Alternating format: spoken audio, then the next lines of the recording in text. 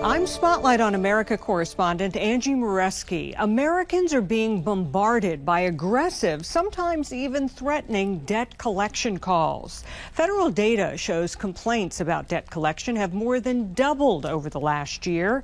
We are digging deeper to expose the abusive tactics being used and find out what your rights are to make it stop. Every time the phone rings, your monthly payment is estimated to be $400.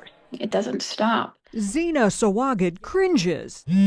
Please give me a call back today. Fearing it's another debt collector. It was really bad because I get almost 5 calls every day. A second-year law student in Washington, D.C., it's been a devastating year for Zena. First, her family home burned down in the California wildfires. Then, she got laid off from her job, and shortly after, her mom passed away. It's just been financially and emotionally exhausting.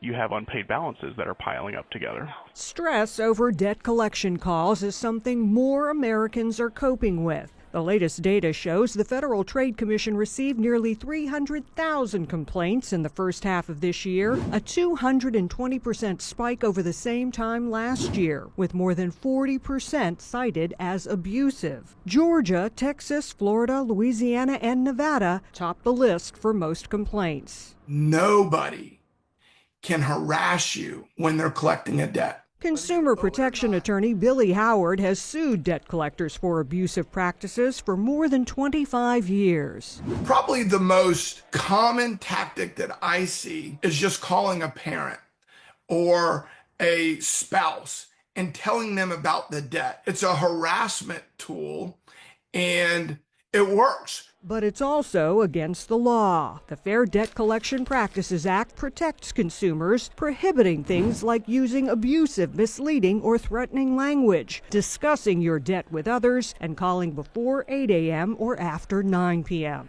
Are your clients getting bombarded with these calls? Yes, so a lot of them are. Money Management International senior debt counselor Naomi Peden says despite the law, she's seeing more abusive tactics by debt collectors. More aggressive language, more threatening language. I've had clients call and literally be so scared, you can hear it in their voice. She attributes the shift in part to less enforcement of consumer protection by the federal government. And a big part of it is because of the cuts that was done with the Consumer Finance Protection Bureau. The Trump administration cut the CFPB budget by nearly half this summer and laid off 1,500 employees, leaving just 200 at the agency tasked with protecting consumers. So it's more important than ever to know your rights. What can you do? You simply ask them, send me verification of this debt.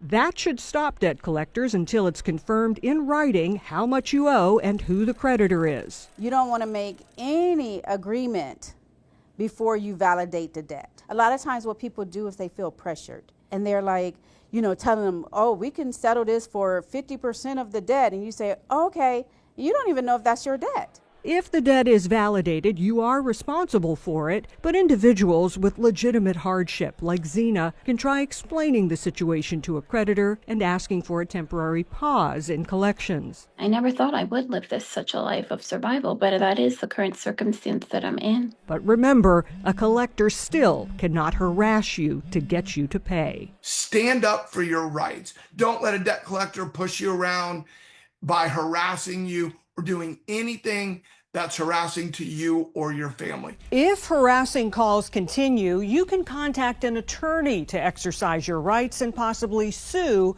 under the Fair Debt Collection Practices Act. For Spotlight on America, I'm Angie Moreschi.